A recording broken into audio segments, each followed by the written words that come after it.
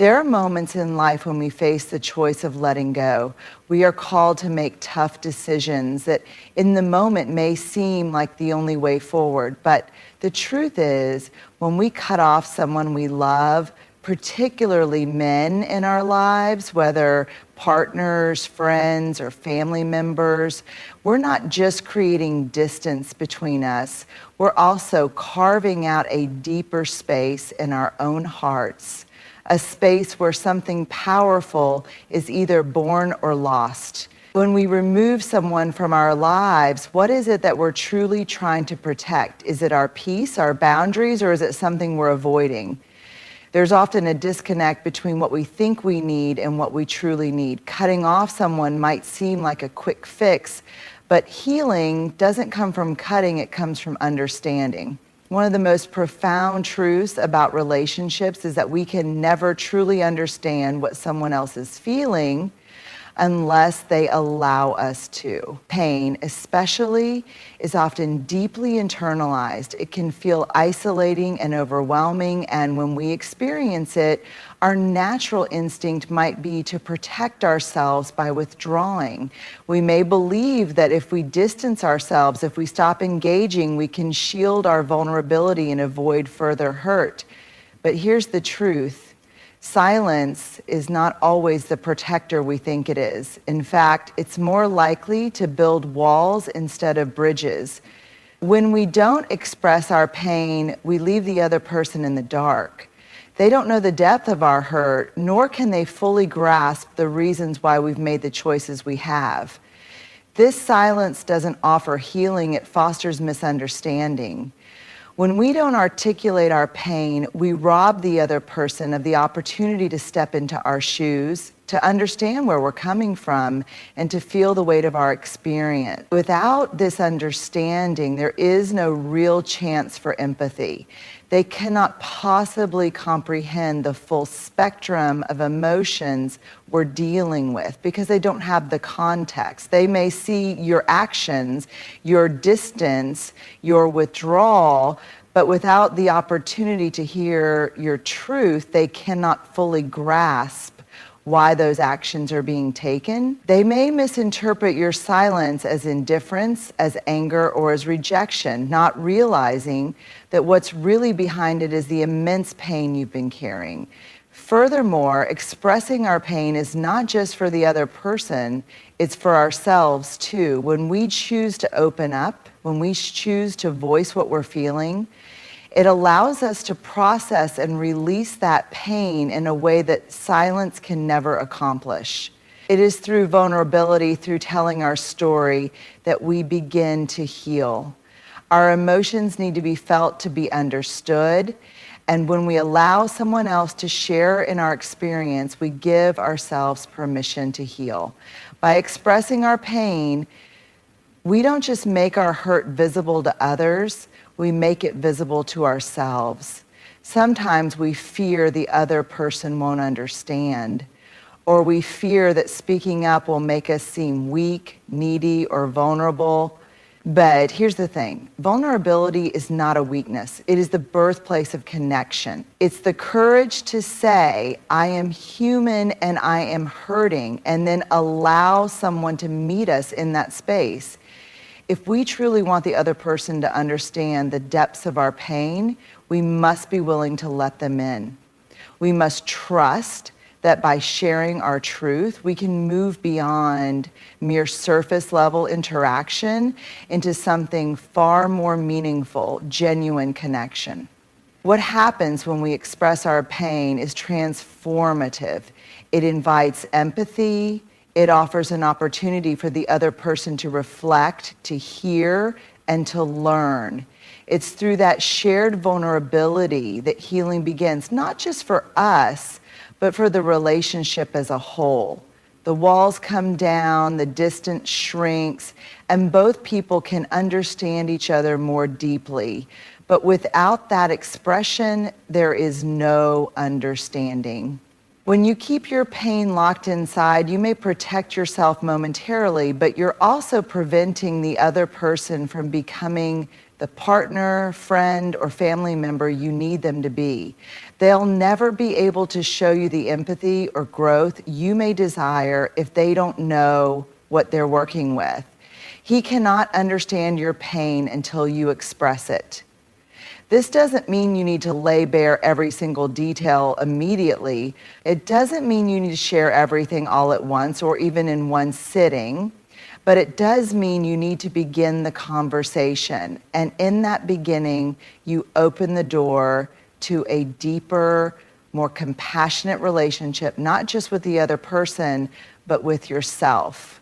You deserve to have your pain seen. You deserve to have it heard.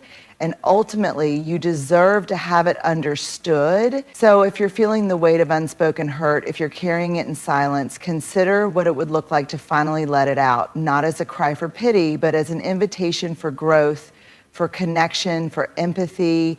Because in the end, true healing only comes when we give ourselves and others the chance to see our full story and not just the parts we think are acceptable or easy. Accountability is one of the most powerful tools we have in relationships, yet it is often the most difficult to embrace.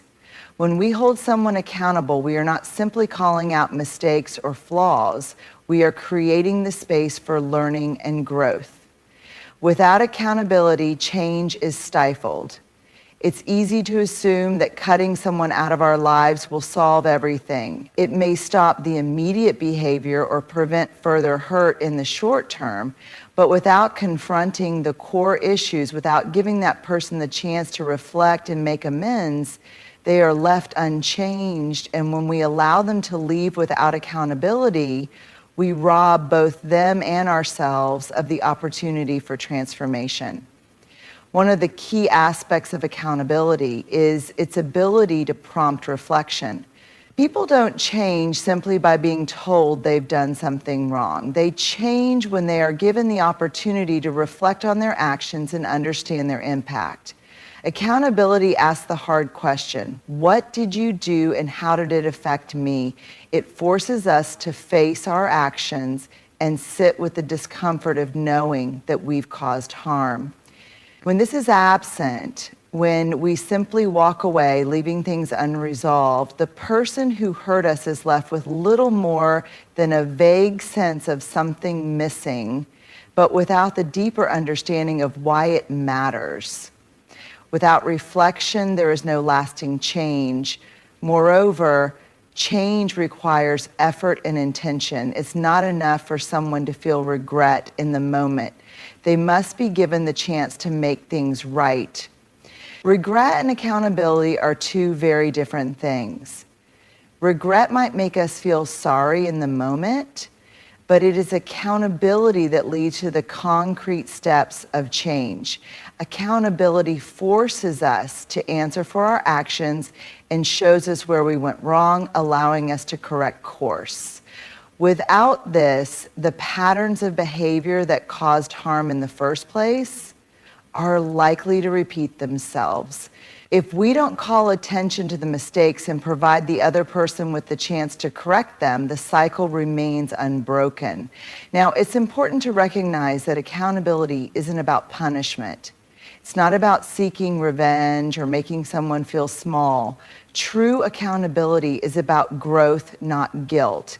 It's about allowing the person to learn from their mistakes and create new pathways for behavior. When we hold someone accountable, we are giving them an opportunity to evolve, to become better and more aware of how their actions affect others. We are, in a sense, gifting them the potential to transform, not because we demand it, but because we believe they are capable of it. At the same time, holding someone accountable is also an act of care for yourself. When we let someone hurt us without giving them the opportunity to reflect on their actions, we are also allowing ourselves to be vulnerable to the same harm again and again. Accountability is a boundary. It says, this behavior isn't okay, and I need you to understand why. It's an invitation for both people to grow, for the relationship to evolve, and for both sides to be heard and seen. When we deny accountability, we deny ourselves the opportunity to stand up for our worth. We allow ourselves to stay stuck in a space of silence where our needs are ignored and where the possibility of positive change fades. But when we give someone the space to be accountable, we open the door for empathy to enter the relationship. Accountability isn't just about holding the other person responsible. It's about giving them a chance to truly understand how their actions affected you, how their choices shaped your experience. When someone is held accountable, they are forced to empathize with you in a deeper way. They can no longer deny the consequences of their actions or dismiss your feelings. This shared understanding creates the foundation for growth. Growth in them, growth in the relationship, and growth within ourselves. Furthermore, accountability is essential for trust building. Trust is the cornerstone of any meaningful relationship, and trust is built on the belief that we can rely on the other person to recognize when they've done wrong and take steps to make it right. Without accountability, there can be no trust. When you allow someone to leave your life without addressing the root causes of their behavior, you may feel like you're protecting yourself in the short term, but in the long run, it creates an environment where trust can never fully be rebuilt. Accountability gives you both a chance to reestablish that trust. It provides the clarity needed to repair what's been broken. In this way, accountability is not about holding on to the past. It's about creating a better future. It's about learning from what went wrong, growing from it, and using it as a foundation for healthier interactions moving forward. Without accountability, relationships become stagnant. People don't evolve, the same issues continue to resurface, and the cycle repeats itself until both parties are left wondering why nothing ever changes. In conclusion, when we cut someone off without offering the chance for accountability, we are closing the door to growth, not just for them, but for the relationship as a whole. Change doesn't happen in the absence of confrontation. It happens when we are brave enough to confront the hurt, express our needs, and ask for change. Only through accountability can we break old patterns, build stronger relationships, and create the space for lasting transformation. So don't rush to sever ties without considering the power of holding someone accountable. In the end, accountability is not about being right. It's about being willing to help someone understand what they've done and what they can do differently. It's an act of care, not just for them, but for you too. This expanded version dives deeply into the nature of accountability, its importance in relationships, and how it can foster growth, trust, and change. Closure is often seen as the final piece of the puzzle, a sense of completion or resolution after a difficult experience. It's the feeling that we've processed something, that we've come to terms with it, and that we can move forward. In relationships, especially when they end or when there's unresolved tension, closure feels like a critical component of healing. But here's the hard truth: closure cannot exist in a vacuum. Without acknowledging the relationship in its entirety, without recognizing what has been shared, what has been lost, and what has been learned, closure is elusive and healing remains incomplete. When we cut someone off abruptly, when we close the door without offering them the space to reflect and process, we deny them the opportunity to truly acknowledge what the relationship was. And without this acknowledgement, closure becomes a distant concept, something that may feel unattainable or even impossible. Closure isn't simply about moving on. It's about understanding what the relationship meant, why it mattered, and how it shaped both of you. Only by acknowledging these things can the other person begin to make sense of what's happened and find peace with it. Without that acknowledgement, they are left with a fragmented sense of self and an incomplete story.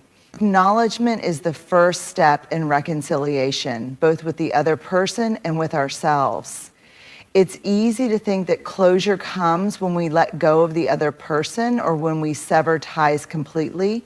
We might feel that distancing ourselves is the way to heal, to move on, and to create separation from the past. But what happens when we don't fully acknowledge the relationship? We erase the experience, we deny its significance, and we rob ourselves of the opportunity to understand it.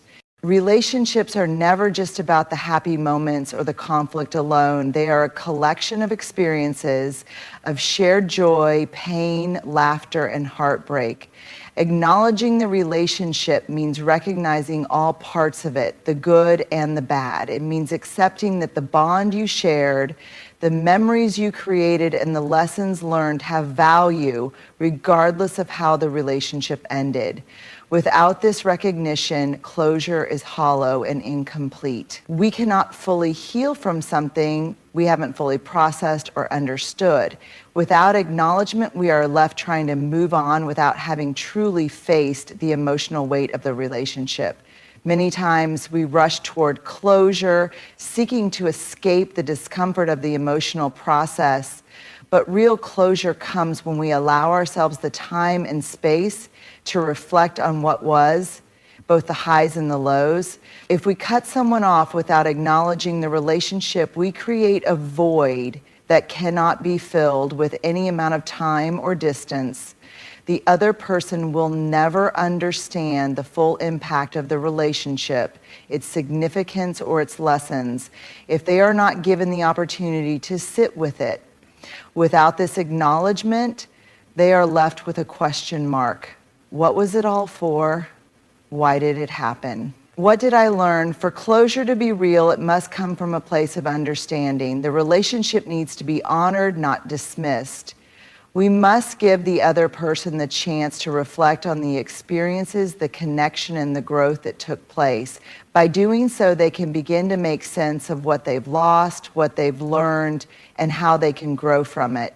True closure arises when we understand the relationship in its full context and learn from it rather than simply walking away.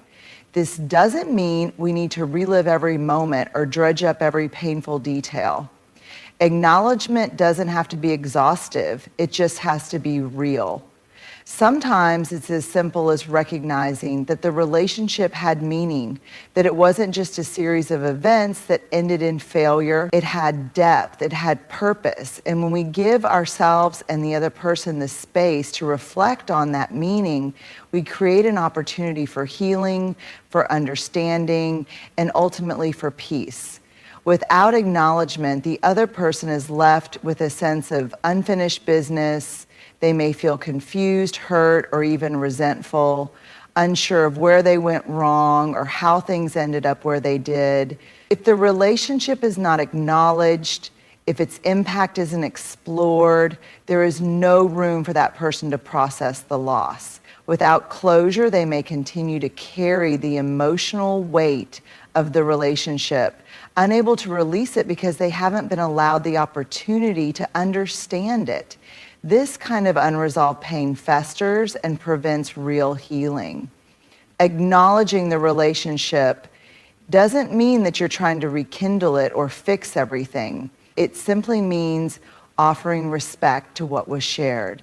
It means recognizing that the person you once loved or cared about still holds a place in your emotional story, and that the relationship itself was important, even if the relationship ends in hurt, abandonment, or anger. Acknowledging it for what it was, rather than pretending it never existed or was meaningless, is vital for both your healing and theirs. Ultimately, closure comes when we can look at the relationship honestly, when we can reflect on what we experienced together and accept it for what it was. Whether it's acknowledging the joy, the challenges, the mistakes, or the love that once was, without this full acknowledgement, closure remains elusive. We cannot heal from what we refuse to face. We cannot move on from what we refuse to accept. Acknowledging the relationship allows both parties to step into the future with a sense of understanding, with clarity, and with the peace that comes from knowing the story has been fully told, not cut off in the middle. This expanded explanation goes deeper into the process of acknowledging a relationship as a crucial step toward finding closure, understanding the importance of reflection, and processing the emotions tied to both the good and bad moments shared. When we face the difficult decision to sever ties with someone we love, whether it's a partner, a friend, or a family member, it's often because of pain, disappointment, or unmet expectations.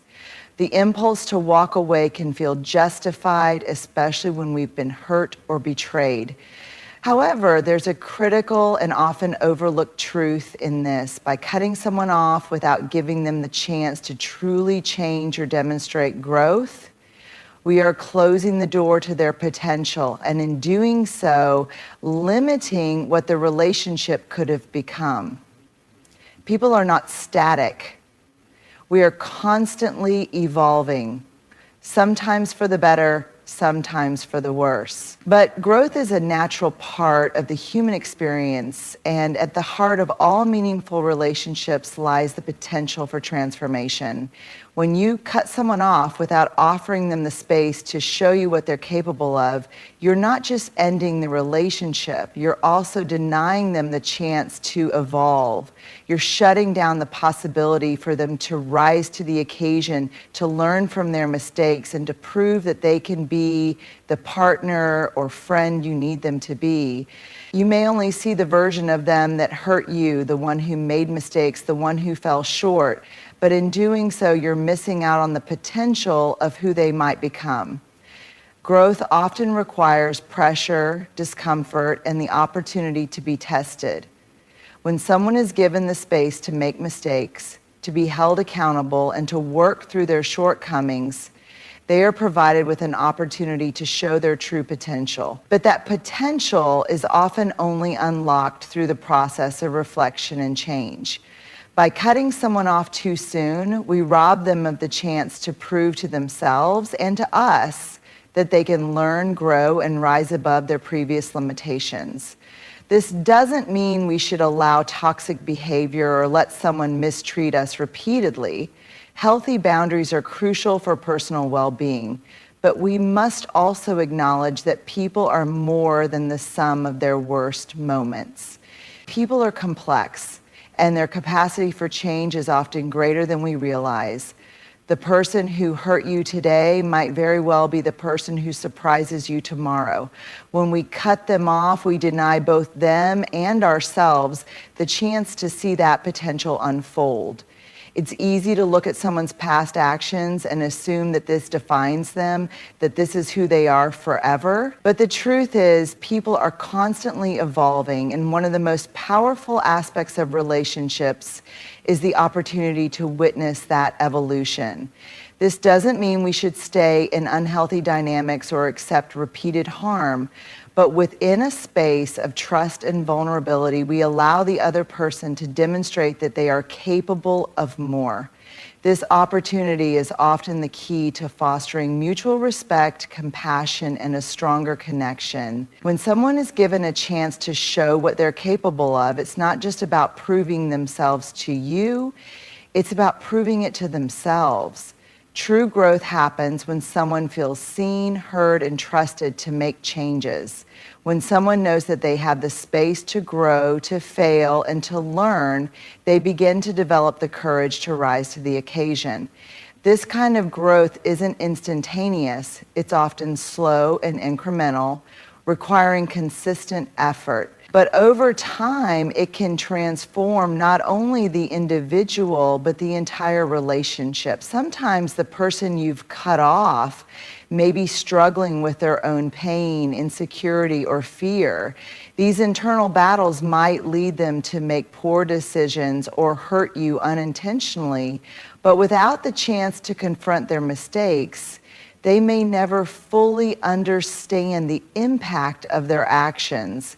When we cut them off, we may be taking away their opportunity to reflect on their behavior, to make amends, and to show us who they truly can be. The hurt person we see in front of us might not be the same person a few months or even a year from now. They might have the capacity to grow and change, but they'll never get the chance if they're shut out before they can prove it. In this way, growth in relationships is a two-way street. While it's important to hold people accountable for their actions, it's also important to hold space for their potential. Just as you are capable of change and growth, so is the other person. By cutting them off too quickly, we inadvertently close ourselves off to the possibility of mutual growth. When we are willing to stay in the relationship long enough to see how someone evolves, when we give them the room to rise to the challenge, to show us their true capabilities, we allow both ourselves and them the chance to thrive in ways that were previously unimaginable. This idea of potential also applies to our own growth. When we step away from someone prematurely, we are not just closing the door on them, we may also be closing the door on ourselves. Relationships at their best challenge us to grow. When we see the potential in another person, when we allow them to demonstrate their ability to change, we often find that it pushes us to evolve as well. We are all mirrors for each other in relationships, and sometimes the very act of letting someone show us what they're capable of encourages us to do the same for ourselves. Love is one of the most complex and powerful emotions we experience in life, and its expression often transcends mere words or actions. It's a force that can heal, nurture, and connect us, making us feel seen, valued, and understood. But love is also intertwined with vulnerability, and vulnerability means that we risk feeling hurt. The reality of human connection is that it's not always clean and straightforward. Sometimes love and pain coexist. And yet, when we experience hurt in a relationship, it can feel like love is distant or even forgotten.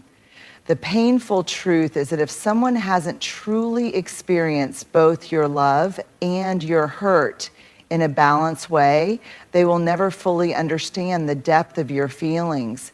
And without this understanding, the connection between you remains incomplete, unhealed, and perhaps even misunderstood. When we love someone deeply, we are often willing to sacrifice, to give, and to endure.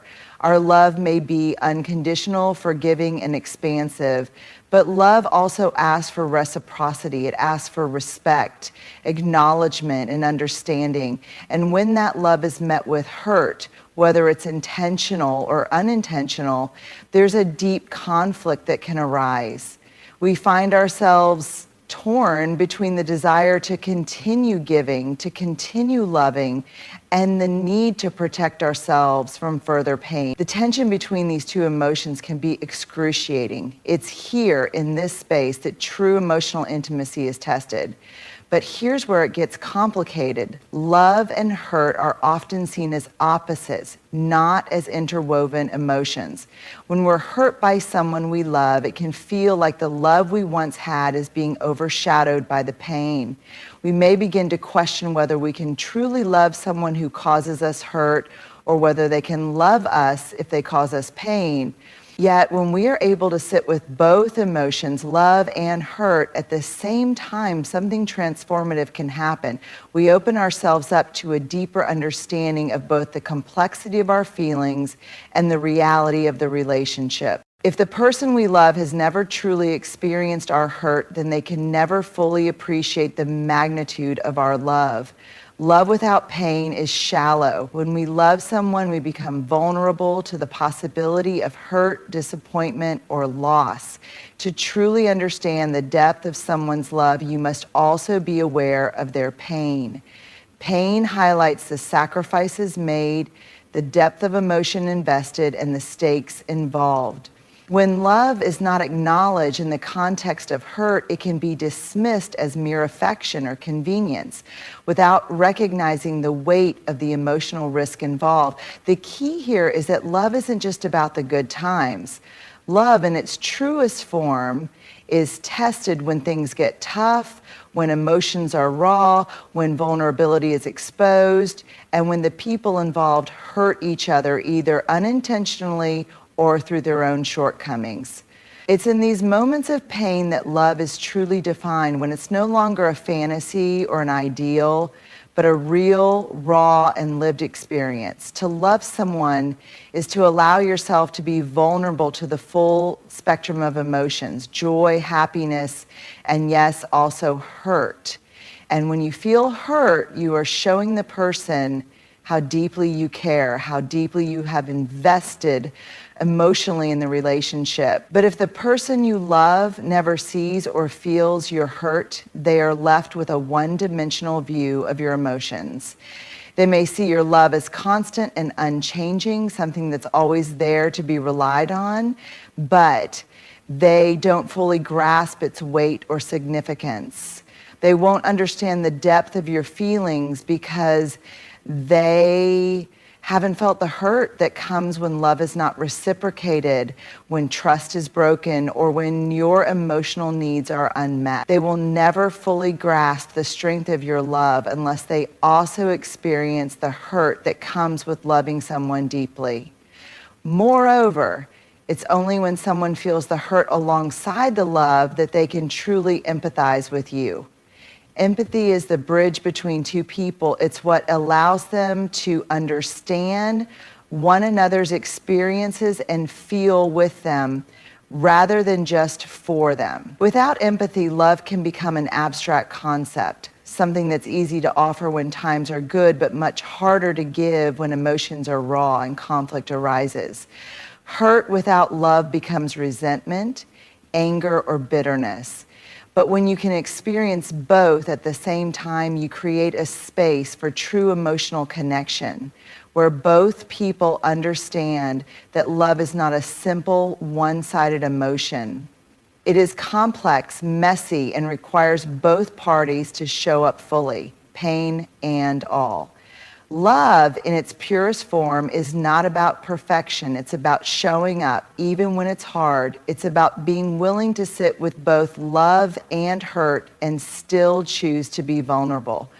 When someone can feel both your love and your hurt, they can truly understand the depth of your emotions and the strength of your commitment to the relationship. Without this understanding, they may mistake your willingness to stay for weakness or codependency, rather than seeing it as a powerful testament to the emotional bond that you've built together. But perhaps most importantly, feeling both love and hurt together allows both individuals to grow and evolve. It forces them to confront the darker parts of themselves, to acknowledge where they've fallen short, and to rise to the challenge of being better for the other person. It's through the reconciliation of love and hurt that deeper intimacy is created. By acknowledging both the beauty and the pain, you create space for healing, for improvement, and for a stronger bond moving forward. One of the hardest aspects of ending a relationship, particularly one where deep emotions are involved, is the realization that the person we loved may never truly understand the magnitude of what they've lost. When you walk away from someone, especially if it's due to their actions, lack of care, or neglect, it's often because you've reached a breaking point, a point where you no longer feel seen, valued, or loved in return. You may have tried to make things work, given second chances, or offered forgiveness, only to be met with the same disregard or painful behavior. It's in these moments that the decision to leave is not just about protecting yourself. It's about preserving your sense of self-worth, your dignity, and your peace. However, here's the painful truth. He will never have the chance to regret losing you unless you allow him to experience that loss fully. Regret is a powerful emotion, but it requires a certain kind of clarity. It's not simply the result of someone being left behind. It's the result of them truly recognizing the value of what they had and realizing that they took it for granted. For someone to truly regret losing you, they need the space to reflect on the relationship, to understand its worth, and to see the impact of their own actions in the dissolution of it. If you remove yourself too quickly, if you leave without giving them the chance to experience the emotional weight of the loss, you deny them the opportunity to feel regret in its full form. When you choose to leave, especially after repeated pain or neglect, it's easy to assume that the person you are with will quickly realize what they've lost. That they'll suddenly feel the absence of your love, your presence, and your care. But the truth is that regret is often a slow, painful realization. It doesn't come immediately. It grows over time as the person looks back and reflects on how they let something precious slip away. And if you leave without giving them the chance to fully feel the weight of their actions, you may inadvertently allow them to walk away without ever fully understanding the depth of their loss. Regret is not just about missing someone. It's about recognizing the consequences of one's own action. For someone to truly regret losing you, they need to acknowledge that they didn't value what you brought to the relationship. They need to understand that you were more than just a companion or a partner. You were someone who contributed emotionally, mentally, and spiritually to their life. You gave your time, your love, your effort, and your heart. If they don't feel the weight of losing you, if they don't have the space to miss you deeply, then they may never fully recognize the depth of their mistake. It's not enough for them to simply notice that you're gone.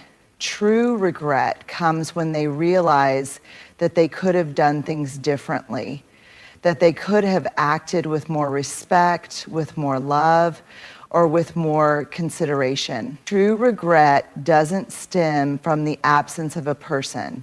It comes from the realization that the relationship was something worth fighting for, something worth cherishing, and something worth preserving. If they never have to confront the emotional reality of losing you, if they never have to face the fact that their choices led to your departure, then they will never fully process the regret of their actions. Leaving a relationship without allowing someone to feel the weight of losing you is a subtle but powerful form of self-protection. When we walk away without any clear confrontation, without any finality, we may protect ourselves from the pain of emotional closure, but we also create a void for the other person. They may continue their lives without truly grasping the impact of their behavior, thinking that they can simply move on and repeat the same patterns in the future. Regret doesn't allow for that. Regret forces reflection, it forces growth, and it forces them to face the truth of how they treated you and the love they lost. Moreover, true regret also comes with a sense of responsibility. For someone to regret losing you, they have to own their role in the relationship's demise. It's not just about wishing you were still around, it's about owning their part in letting the relationship fall apart. They need to see that the way they treated you, the decisions they made, and the lack of effort they put in all contributed to the dissolution of what could have been a lasting, meaningful connection. If you leave without giving them the chance to fully process their responsibility, they may never understand the true weight of the loss. In some cases, people might even feel relief or justification when a relationship ends, especially if they feel they were justified in their actions or if they've already moved on. But for someone to experience regret, they need time, space, and the realization that the person they lost was irreplaceable. They need to look back at the relationship, not just with nostalgia, but with clarity, understanding what was real and what they took for granted. The absence of this reflection often means they will never feel the profound impact of losing you. They might think that they can easily replace what they had, that life will move on just as it always has. But in reality, the relationships we dismiss too lightly are often the ones we regret losing the most when time reveals their true value. The painful truth is this: people rarely regret something they never fully understood. If you leave without giving them the chance to feel your absence, without giving them time to reflect on their actions and the choices they made, they will never truly regret the loss. They will never understand that you were more than just a temporary part of their life. You were the person who showed them what love, commitment, and respect truly meant. If you leave without them fully experiencing the consequences of their actions, they will never understand what it means to lose someone like you. By giving them the space to regret your absence, you are allowing them to experience the full emotional weight of their loss. In this space of reflection and regret, they may finally come to understand your value, your worth, and the depth of the love you